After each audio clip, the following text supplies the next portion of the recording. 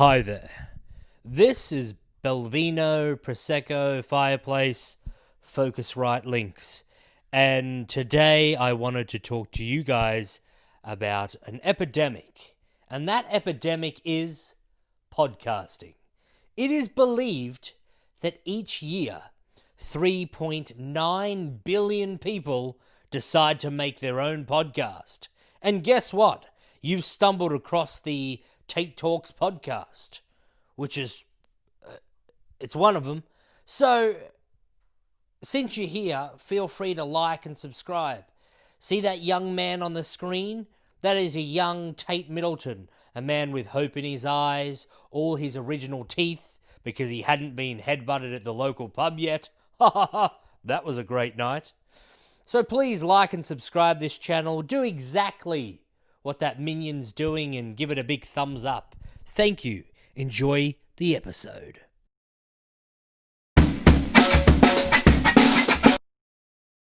Welcome to episode something of the podcast. I've already forgotten. It's either 14, 15, 700. We don't know what's going on here. I am with the co-host of the Flow State podcast. I'm actually in their studio. You can crack that beer, mate. I wanted to make a really good audible sound. Oh yeah. Welcome to the ASMR. I'm here with Broden Minogue. Thank you very much, Tait, for having me, man. No, thank you for fucking coming on. And for the viewers, I'm wearing one of Tait's fantastic Tait Talks podcast t-shirts. That's it. Thank you very much for the generous gift. You are more than welcome. Thank you so much for coming on the show. Thank you, man. And congratulations on the show, man. You're kicking ass and taking names, so I appreciate it. Thank you. Kill you guys have taught me everything I know. Which is very little, but we're still getting, we're all learning. It's we're on the fine. same page, so it's okay. So you started a podcast with Cody. Yep. And what made you guys get into it? Best accident that ever happened to me in my life. Okay. Coming out of a mental breakdown, essentially, managed to meet Cody through some guys from boxing. I'd seen him around, seen his stuff go up on Facebook. It was a good giggle, had a giggle. My mate Jaren's like, come to boxing, because I was trying to get into some fitness because I was having a bad time. Yeah. And he was like, come to boxing and do it out where we do it. And then Cody was there, and we were just having a bit of a giggle. I came to one of his shows where Jaren was, and Jaren was like, gonna get up to do some comedy that night. Oh really? And I showed up, I was the only person there, I was the first person there. Jaren's like, what are you doing here? And I'm like, coming to watch you bomb, man. And then he was like, oh, I'll get up if you get up. I'm like, don't bring me into this. You get up yourself, man. And he's like, no, I'll get up if you get up. And I said, look, dude, I got nothing to lose. I said, look, I'll get up just to watch you fucking bomb. This is gonna be hilarious. And so he got up and did I don't know, 3 out of 5 minutes or something. I probably did more. I just love giving him shit. That's the best. I love Jaren so much of it. So anyway, and then I got up at the end and just I didn't have any material, but I was in the dating game at the time. Yeah. So I just told a few anecdotes from that, made a couple of poo jokes, maybe went a bit too far on the wiping your bum jokes. Yeah. Had a good time, and after the show, because I was last, because when you suck you go on last, right? Yeah. When you're the first time, so I went on last, and then people afterwards were like, because I went overtime as well. Said to me like, hey, where are you from? You from like Melbourne or something? I'm like, no. Like, oh, when's your next gig? I'm like, this is my first gig. I've never done it before, and I'll probably never do it again. And I did it one more time after that. And then. So you just didn't catch the. Oh man, look, I talk enough shit as it is. I don't know if I can write something that's consistent enough to be good. But either way, I've got my finger in that many pies. Just trying to have time to do that stuff in the same time as. But anyway, so that led to me and Cody hanging out a little bit more. Jaren was about to leave to go overseas, so I was kind of like surrogate buddy to Cody for Jaren. Yeah. And we started hanging out and just being funny and having a good time, watching UFC, eating chicken wings. And then he was like, oh, I want to do something funny with you. Let's do something. And we started filming this food show where we just, because that's the basic thing. Basic comedy is what's everybody relate to? Eating food, because we love it. Yeah. So we did a dumb show. The idea was we'd sit around a table and just try to make each other laugh while we ate food, because it's like you can get distracted by doing stuff with your food. And we did 6 parts of that. It was called Broden and Cody Eats. Yep. And it was fun. We had a great time. And then Cody had his set coming up for the Bendigo Comedy Festival 2019. And because we were dicking around and we were reasonably underprepared, he's like, do you want to do something together? I said, okay, what have you got? And he goes, I've got about like 35 minutes of material, maybe half an hour material. We need to fill it out. And I said, okay, you do the jokes. I'll sit there and heckle the fuck out of you so that nobody else can. And he's like, that's not a bad idea. So I sat down with a cowboy hat on and a white blazer and a synth. And I just made fun of him. And then when he did a joke, which is arguably one of his really, really best jokes, I yawned and made a mockery of it and then played GameCube halfway through he was trying to deliver the joke, which turned out to be a really funny bit in the show. And after that, it was pretty cool. We decided we'd start filming some podcast episodes. He's like, I want to do podcasts because, you know, he liked Rogan and shit like that. And I'd never really listened to a lot of podcasts. Yeah. But I'm like, yeah, look, this is giving me something fun to do, trying to get me mental health straight. And I was having a good time, made a new friend. And we started pumping out these just episodes. He's like, what do you want it to be? I'm like, I don't know, let's just talk. We wrote down 4 key points and then 5 sub-points off those key points. Yep. And just said, I figure if we spend about 2 minutes each on those, we're running for about an hour, 45 to an hour. That seems to be reasonable. We just pumped out like 7 of them in a week, and then we had them in the bank and they were ready to go, and we started putting them out, and eventually, you know, started getting some guests on, and it was it's funny when you do art for a long time, whether it be, you know, I've painted before and music and stuff like that. No one gives a fuck about that stuff, which is interesting. I'm sure you'll find as a comedian and as a podcasting dude, not always people are coming, hey, when's your next thing happening? Yeah, I mean, there's a select few. Yeah. But you just take it with a grain of salt, I guess, with like, you know, that other people want to support you, but at the same time, it's like, I have a life. Yeah. And then your nana goes, oh, how's your jokes going? Yeah, it's little jokes. Your little jokes. That's where people always start it. You still doing your little jokes? Yeah. How's your little music going? Yeah. You're doing your little music, you're playing your guitar and all that? And you're like, fucking hell, Nan, I don't want more stationery that have music notes on it. They find out you're doing jokes, so they get you like 101 jokes. That's exactly what my mum bought me for my fucking like a stuffing stocker. My stuffing stocker. Stocking stuffer. That was very Christmas. It's been 4 years. So my grandma did get me some of those, but they were fucking great. They were just classic old books, but she didn't get the bit where Cody was the comedian. I was just kind of there to talk shit. Yeah. But it was a happy accident, man. It was one of those things where you spend all your life playing music and doing art and doing stuff and trying to break through with that, and no one gives a fuck. And then you get 2 guys talking in a room, and a lot of people start to kind of really enjoy doing that. What's in fashion now? Yeah, I think very much so. Like, it's becoming legitimised as a source of new media, quote unquote. I mean, I wouldn't go and watch our show for news, but people seem to enjoy watching us talk, make poo jokes to people like, you know, Jimmy Cruton, Kudafides and David Icke and whoever. And you've had some, like, for the short time you guys have been on, is it 35 eps now? Something like that, yeah. Yeah, like, you've had some pretty big guests. Yeah, it's lucky. Without having like any episode, to be honest. Yeah, without like having a real name or anything. Like, it's pretty. If anything, it kind of gives. It's not a fucking.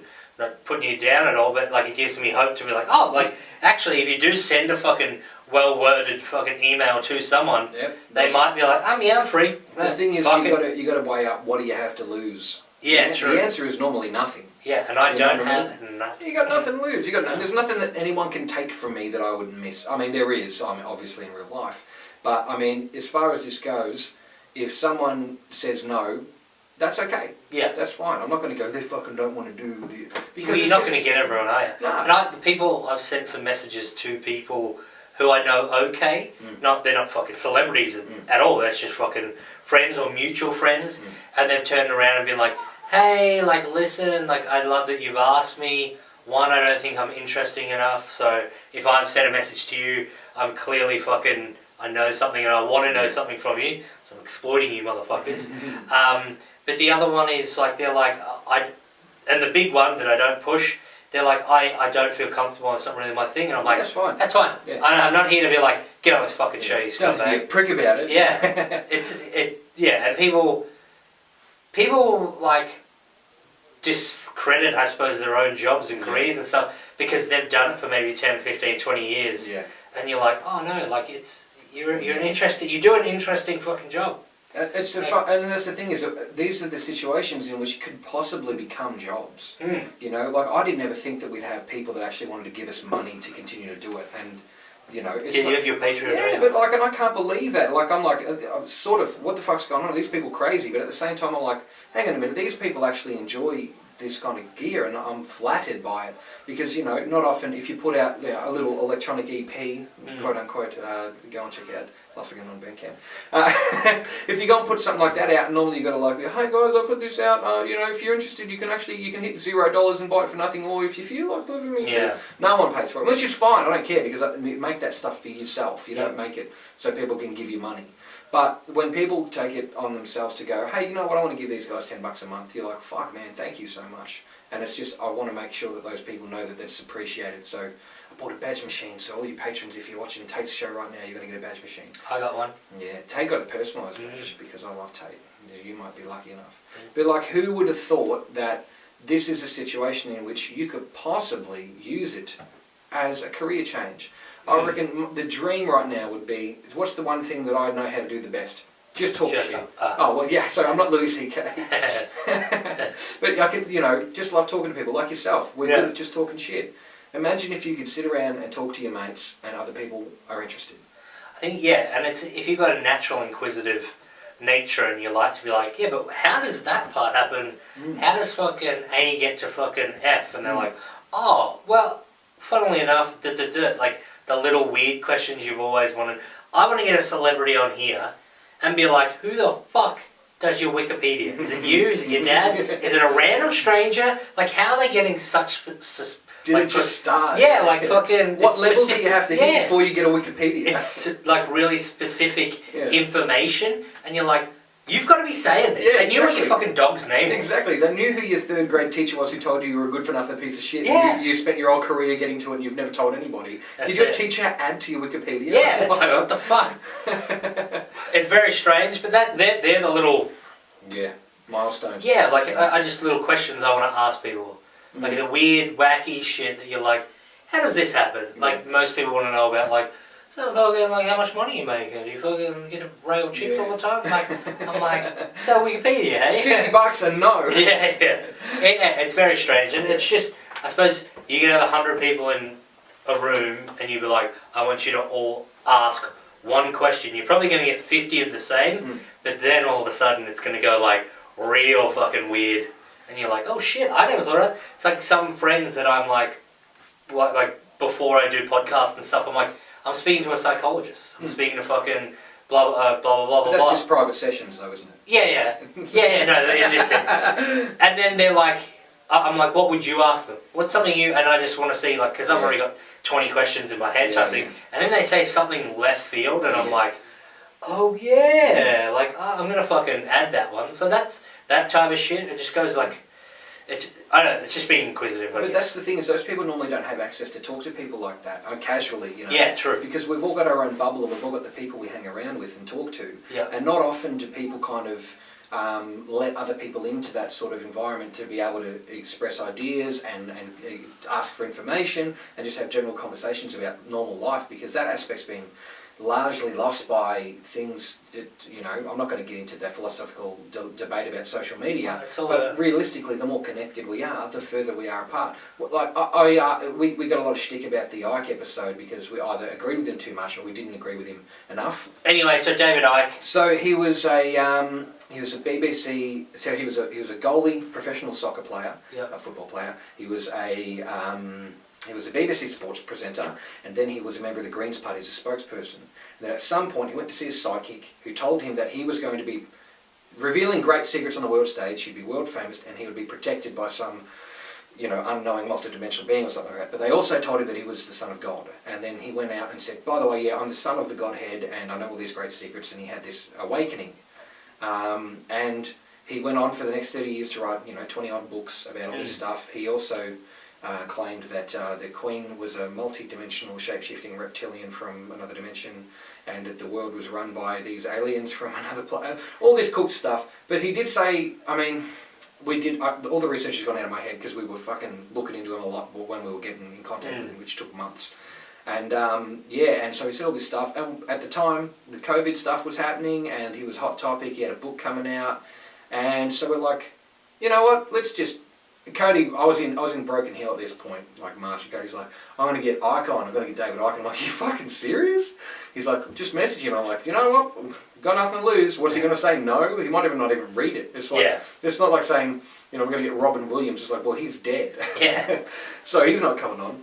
But, and he fucking, a couple of months later, his son, Gareth, wrote back and said, yeah, cool, when do you want to do it? And we're like, what? I wonder if how much, how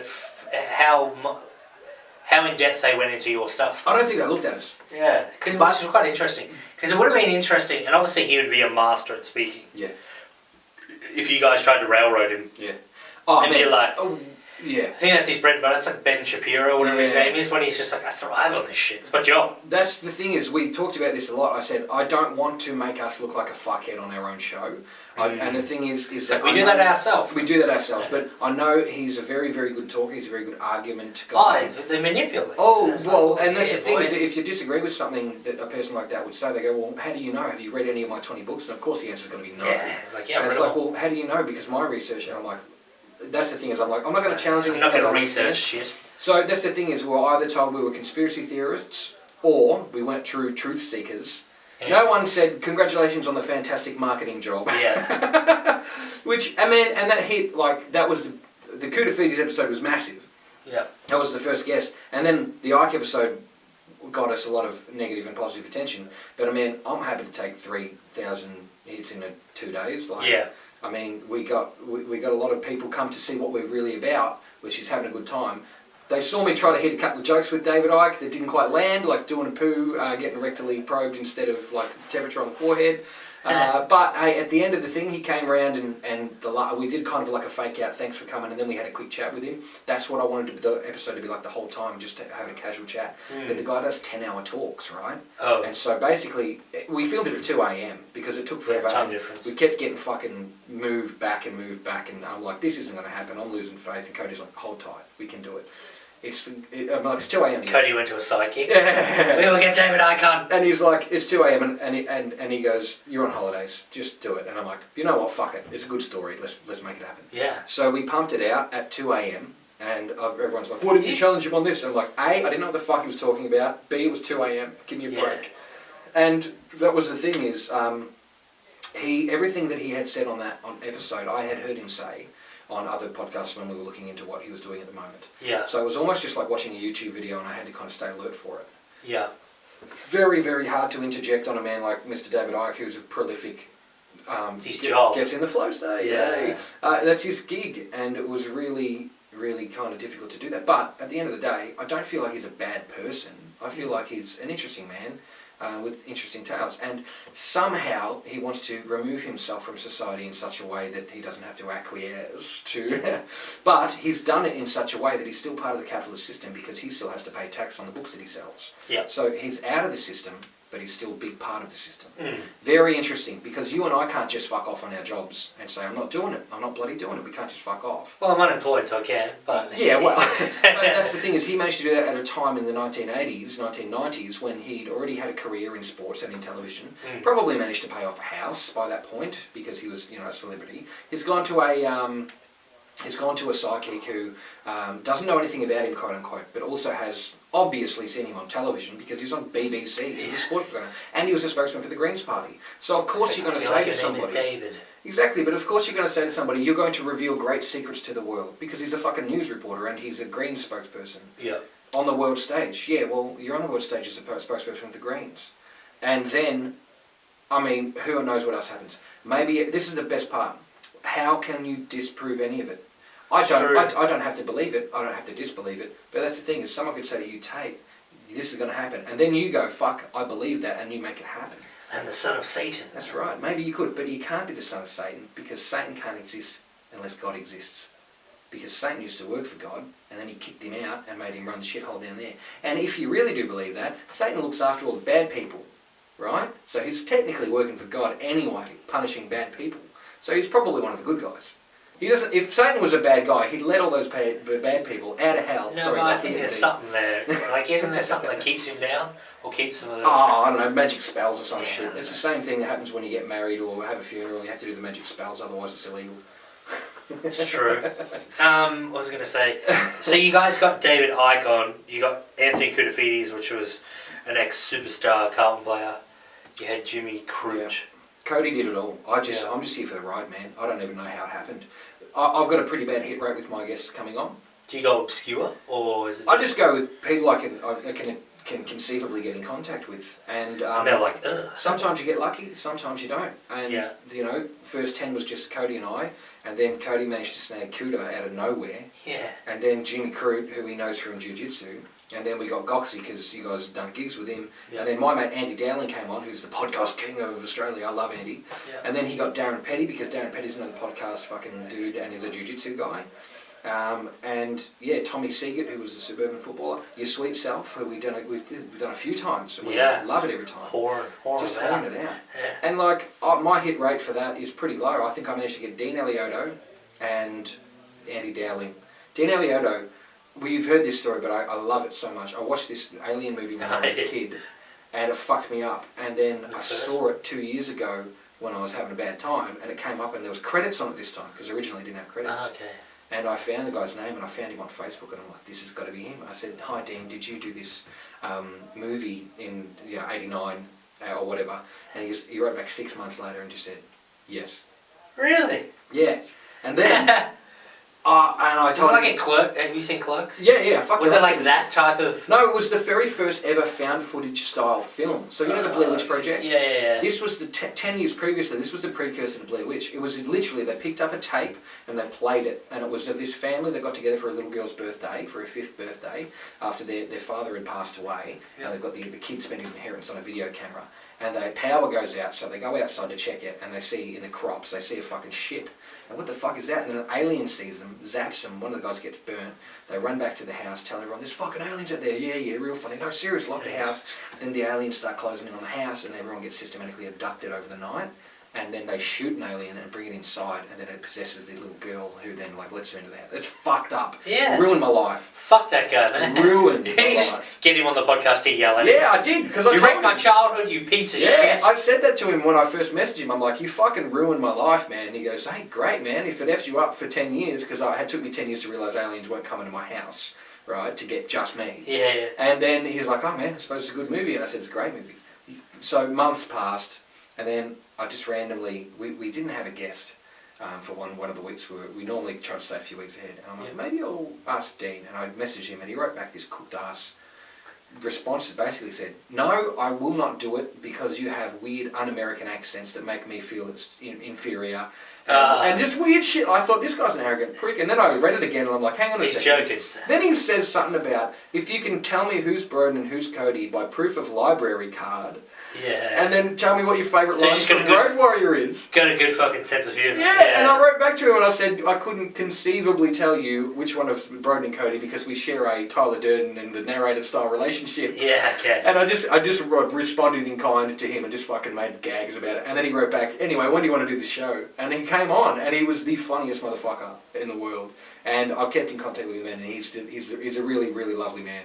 So I was glad to have him on, and he's done a bunch of other shit. Yeah, I was going to say, is he in the game still? He's still in the game. He did a movie called Portal, which was about these... It's kind of a bit of a mock on the show that they did originally, which was, you know, making up a fake movie, but it's ghost hunters, right? And then they accidentally, realistically, really unlock Pandora's box and shit goes haywire. And so I haven't watched that movie yet, but I plan to. But I did buy his original remaster after that, which was quite expensive, except because of the import tax. But then he's doing a documentary at the moment in which he interviews one of the legends of science fiction writing, Whitley Strieber. Whitley Strieber wrote a book called Communion, which I described Dean's movie to a friend of mine, and they gave me a copy of Whitley Strieber's Communion and said, have that, read this, it's fucked up, I hate looking at the cover, it's got a big alien on the front. And I told him, I said, I watched your movie and described it, and someone gave me this book, and he goes, dude, the reason I made that movie is because I read that book. And I was like, well, what the fuck? And he goes, even funnier, on Wednesday after this podcast, I'm going to interview Whitley Strieber for this documentary I'm working on about alien abductions. And I was like, really like aliens? Well, he didn't at the start, but then he got kind of enveloped in the community because people thought his movie was real. And they did, because some genius... That'd be hard. Someone, his distribution company put a couple of like screeners out to video shops, like mum and pop video shops, and some genius cut the credits off and started distributing it in UFO circles. So people thought it was legit. It was real, yeah. And then he, someone's like, I heard you might know who found this movie. He goes, what movie? This movie. He goes, no, that's my movie. Oh, you found it. No, I made it. He explained how he made it, and then he goes around to all these UFO conventions debunking other people's, like, his own movie and other people's, like, films. So that's a lens flare. That's not a UFO, that's a lens flare. Yeah. And he got caught up in this. This is legit one of the worst parts of my day. Dealing with these fucking psychos. Get out of here! Fucking psychopath. If I had a fucking sword, Jesus Christ. Yeah, you motherfuckers. Yeah, you'll be in goose prison in no time. Settle the fuck down, you. Look at him. They're all fucking nuts. Oh shit. Oh, this one's with blood. I'll quickly finish my rant. Dean ended up becoming sort of a guy in that community that could tell, would debunk other people's stuff. Yeah. And he makes this documentary at the moment that's coming out next year about how people's real abduction stories and stuff like that, trying to get through all the bullshit ones and get through all the real ones. Yeah. The quote unquote real ones. And he told us about like an Australian woman called Amy Ryland and all this kind of stuff. And it's awesome. It's awesome cooked stuff. But he came on and it was like closure for me for seeing it as a 10-year-old kid and fucking ruining my life. It's pretty cool that he came on though. I can't believe it. What a good dude. I said that to him at the end. I'm like, man, thanks so much for writing back to start with. Yeah. And he goes, dude, I was just a young bloke at one point. He didn't say young bloke because I don't speak like that. Nah. But he's like, I was a young bloke at one point, and if I had been able to write to the people whose movies I watched and they wrote back, I'd be really I'm interesting. inspired now too. So I bought some alien masks. They'll be coming in a moment. Just doing a podcast as an alien. I want to do that. I want to do it in here. Yeah. And be like, me and Cody will come in after the alien episode, try to catch them, and they'll be gone. You ever seen Space Alien? I've asked you this before, but I want to ask you on your show. I don't think so. I remember as a kid, like, when you're a kid but you think dreams are real? Yeah. So, like, either I saw a real alien when I was a kid, or, which I don't think's true. Yeah. I think I just had a vivid dream and was like, aliens are real. Most of them are. Yeah, so, I just remember, like, being in a panic, like, because we live on 10 acres, my mum's house. And I remember just a really large circle in the grass, and I was just like, what the fuck is this? But like that was real. Mm. You know what I mean? Like it wasn't a fucking, I was probably like 13 type thing. I just don't know what made it. You're on a farm though, right? Yeah, but it's on a fucking hill, so the spaceship would have rolled down. Damn, maybe it was like a bale of hay that you got railed up to a big circle. Or a fire drum. It was too big. I have no idea. Like it was, we're talking like diameter of like 30 metres. Stuff. Maybe there was a heavy metal gig there and there was a circle pit. Maybe. Or there's aliens. Which yeah.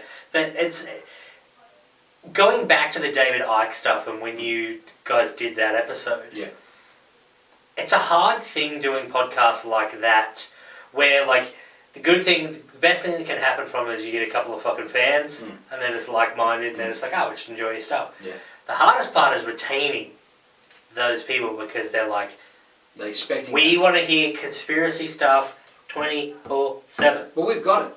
We know Dan Andrews knows who done the Loch Ness Monster. Yeah, we know he knows, and he's got to tell us soon because all this is just a cover up for him knowing who done the Loch Ness Monster. Dan Andrews has a spaceship. He built it himself, and so they're going to get. If they want conspiracy, they've got it because we know what's going on. Okay. After we spoke to David Icke. So you're just going for the conspiracy? No, it's real. It's all real. It's not conspiracy. This is all real. After we spoke to David Icke, we figured this out. So we figured out Dan Andrews knows there's a Yeti close to Bendigo. Okay. He also knows who done the Loch Ness Monster. That's right.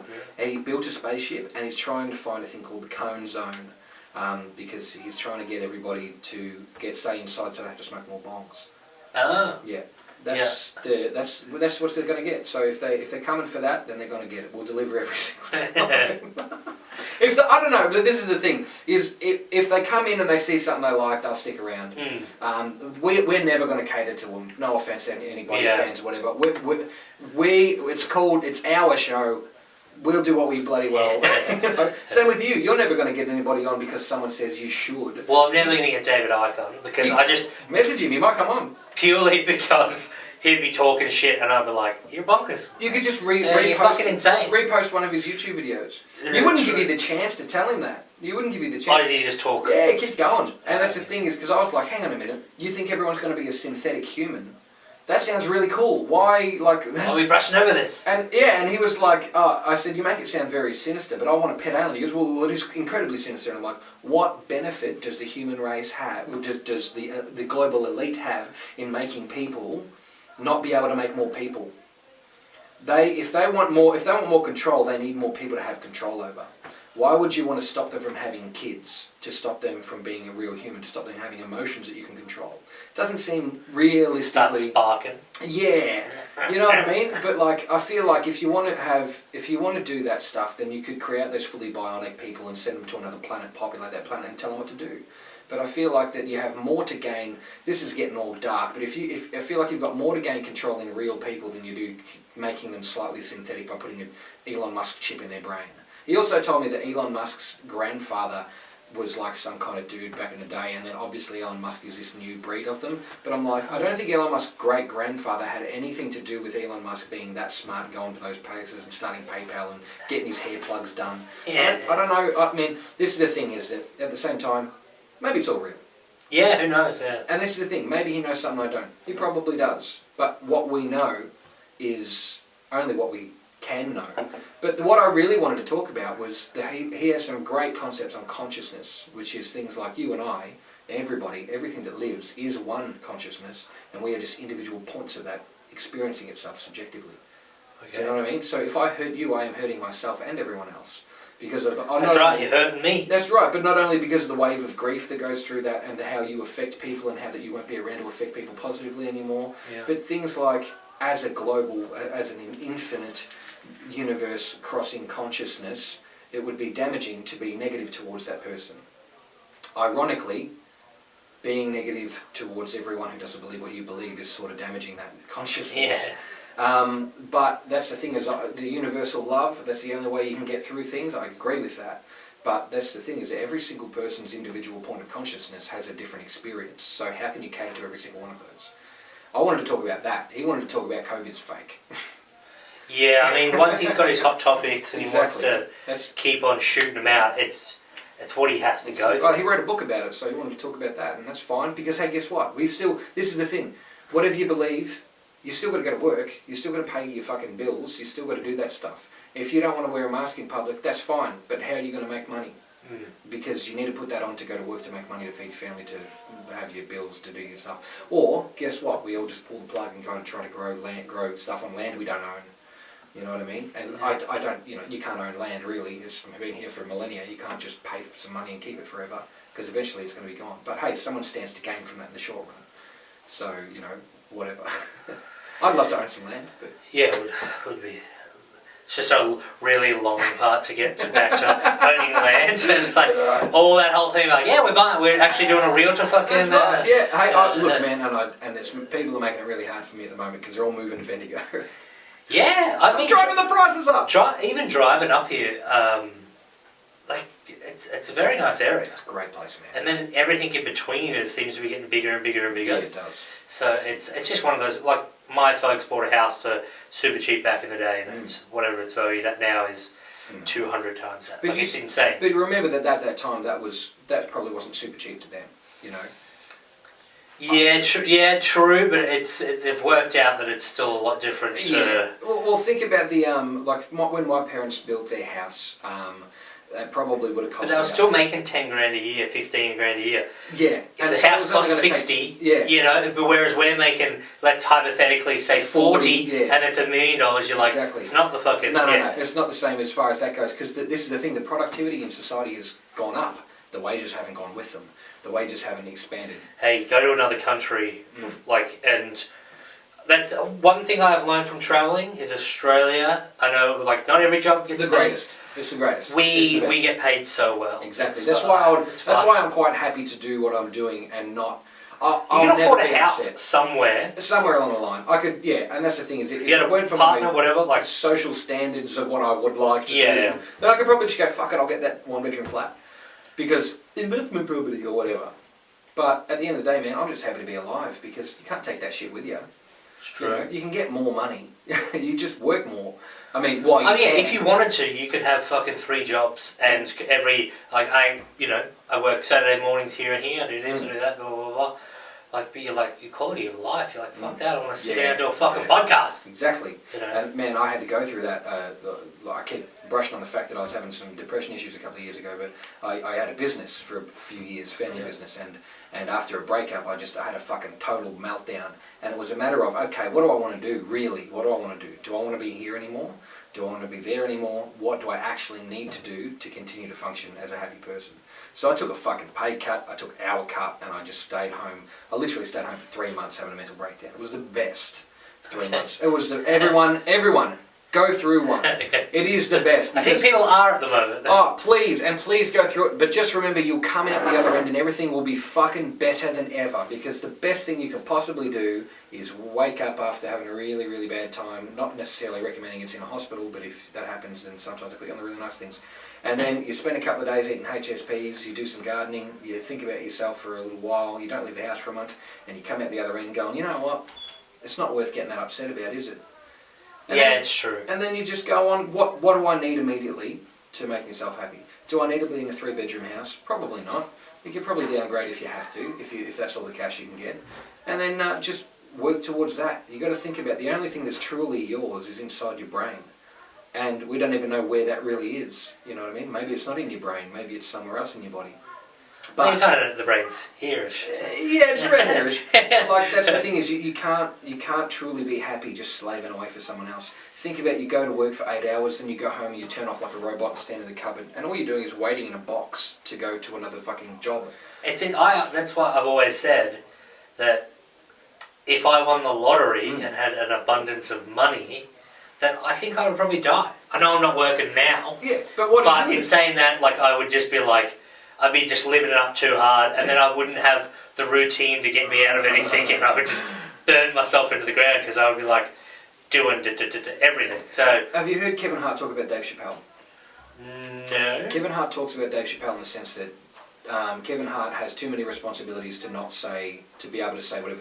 So Kevin Hart talks about Dave Chappelle, and he says, Kevin Hart's like, if I wasn't the CEO of this company, the CEO of that company, I'd be able to say whatever the fuck I want. Yeah. Dave Chappelle isn't, and he just works when he needs some cash, because he's got enough cash to do that, and he can say whatever the fuck he wants, and has to be responsible to no one.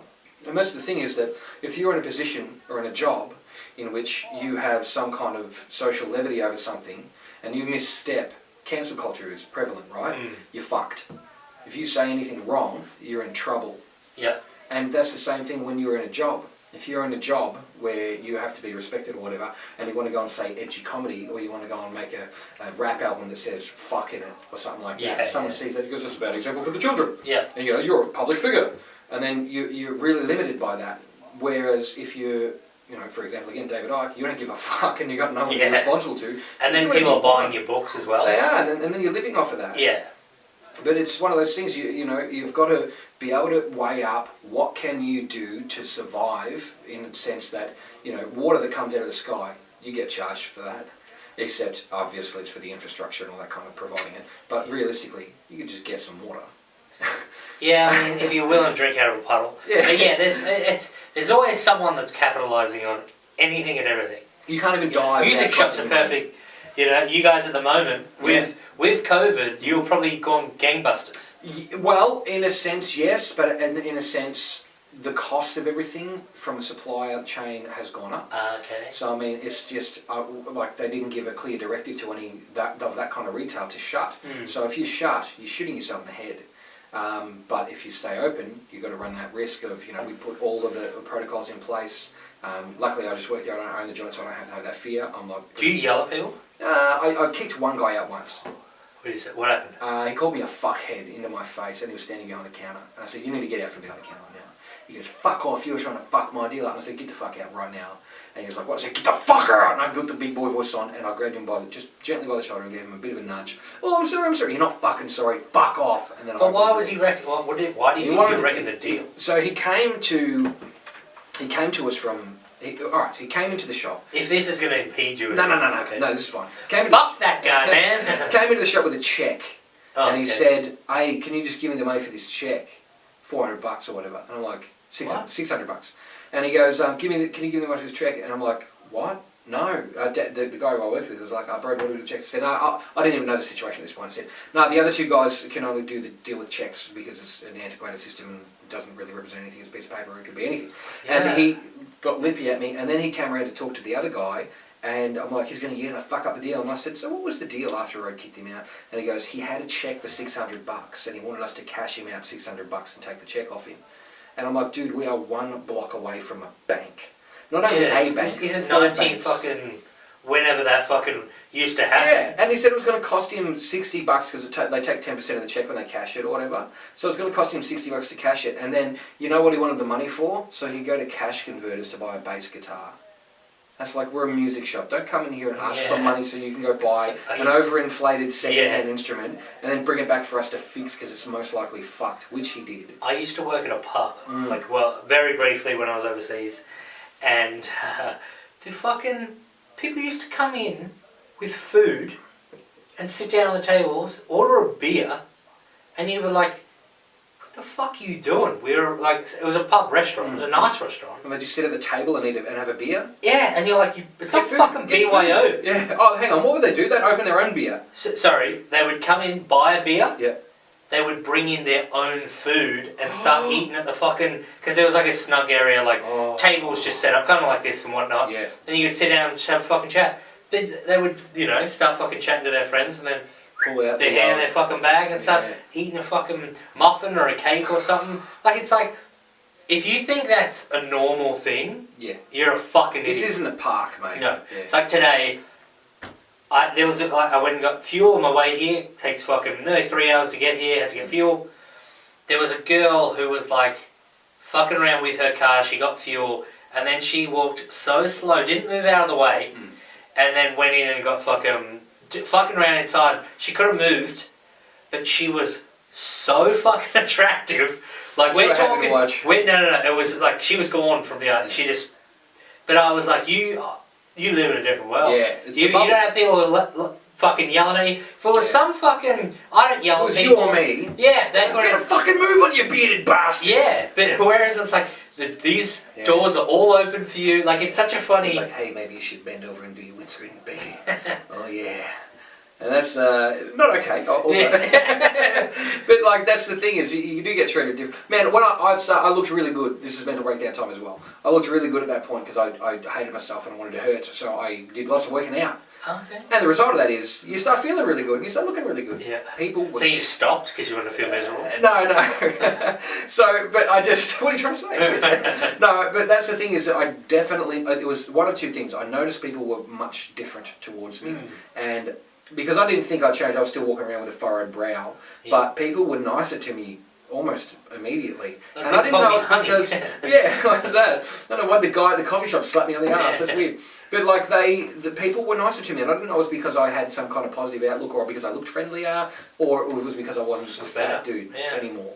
But the worst... People cry when I look at them. You put your cock away. But that was the thing is that changed again when I put another 10 kilos back on because I finally got happy. But the worst part about that is I didn't get depressed again when I put the weight back on. I just felt good still. Yeah, it's handy. It's great. And the best thing is someone was talking to me, he's like, oh, hey, how you doing and stuff like that. Because last time I talked to him I was having a bad time. I'm like, dude, it's weird to wake up in the morning and know the difference between having a good day and just not having any depression at all. And I'm like, it's really good. Like, there's never a day where I don't have a good day. Even if I have a bad day, nothing can fucking stop it. And it's not the difference between being elated in a depressed state. It's the difference between feeling like you're being cured from having depression in general. It's the best. And all you need to do, it's really stupid. Not everybody can do this. But all you need to do if you're heroin is OD. Yeah. All you need to do in my case was drink a fuckload of water and go for a run and make some friends and be yourself. Friends, and figure out who you are and figure out what you want to do and don't be an asshole to everyone and they won't be an asshole to you anymore. It's very like you obviously work in retail. I've done a shit ton of retail.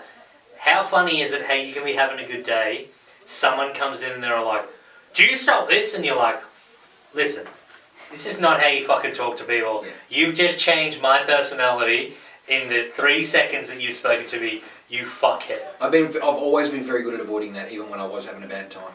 But one guy, I did tell him, he called me up and he had a guitar on order, it wasn't showing up. And he called me up and he started talking to me this way. And I said, hold on a second, mate. I said, I'm not your staff. And he goes, beg your pardon? I said, I don't work for you.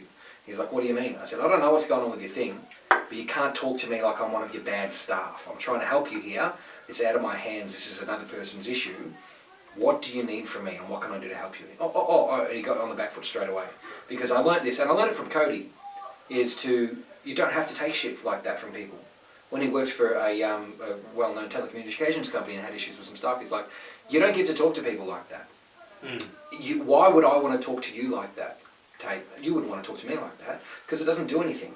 Like it doesn't. That's the saddest to dominatrix. Exactly. And then that's fine if you're doing that with your ding dong out. But like it was just a matter of, dude, I know your problem. I'm trying to help you with your problem.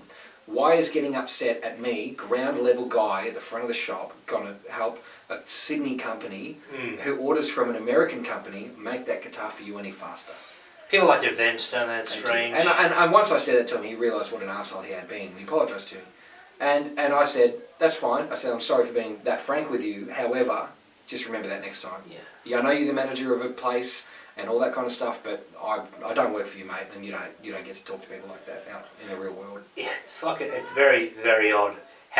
So I worked in a hardware store for a while, and the amount of fucking dudes that would come up to me and go, nails? Then you're like, at the start, you're like, oh, 3. My name's Tait, but nice try. Yeah, and then they were like, fucking 6 months later, like, nails? And you're like, yeah, we sell them. They haven't moved. And then you just stare at them, and they're like, I'm like, what would you like? Do you want to know where the nails are? Is that what you're asking me? And you do it in that passive aggressive fucking tone, and then they're like, oh yeah, we're about. And then the worst thing is that apprentices try and mimic their bosses. Oh man! And you're like, you're 19, mate. Young men. You fuck off. Young men want to be their dads and to be their employers. Yeah. And this is one of those other things too about you are the average of the closest 5 people you hang around with. When you work with a bunch of old school dudes who don't like bloody poofs and stuff like that, you're going to end up like one of those old blokes. Yeah, it just rubs up because you want to fit in. Most people do. I don't want to fit anywhere. Do you want to just fucking? I just want to be myself, and it's really hard to be yourself when you've got to live up to everybody else's self. Yeah, it's fucking dumb. I reckon there's probably some delicious pizzas waiting for us, Tait, so maybe we should get out there. Yeah, well, this is going to fucking end in 2 seconds. Ladies and gentlemen, thanks fucking Broden for coming on. Thanks for having me, man. You're welcome. The Flow State podcast. Check that out. I've had Cody on and now Broden. Seriously, these guys are the main reason. This is the man who put the fucking software on my computer and helped me do all the shit, so... We had a hug. I'll get it. That's fine. Yeah, so it's a big fucking... From the bottom of my heart, thank you. Thank you, man. I wouldn't be doing this podcast if... I'm literally using your gear right now. You would be, it just might not sound as crisp and nice as it does. True. I would have one of those plug-in USB fucking... ASMR mics, like fucking blue Yetis, gamers, and I would have had one, and I would have been like, passing it around. Yeah, okay. But that's the thing, man. Anyone can do it, and I'm just glad that you decided, no, fuck, I'm going to invest in this. And hey, man, you're pumping episodes out like a boss. And just fucking, that's the thing, consistency. Just never stop. And that's what I'm not saying. Like I'm coming from like a position of authority over you because I've got 2 more episodes out than you do or whatever. But that's the thing is, everyone, if you want to do one, just pump them out. Just don't fucking stop doing it. I think you got to give yourself at least a year. Keep showing up for work. Just keep showing up for work. You'll get good at it. You get like if you want to go and cut wood, go and cut wood every day. Anyway, enough of me fucking talking shit. Thanks, Tait. I love you dearly. Thank you so much. Legend. Thanks, guys. Episode. Whatever 2000 next week, I don't know what the fuck it is. 2D beers. Thank you, goodbye, cheers, thanks, bye.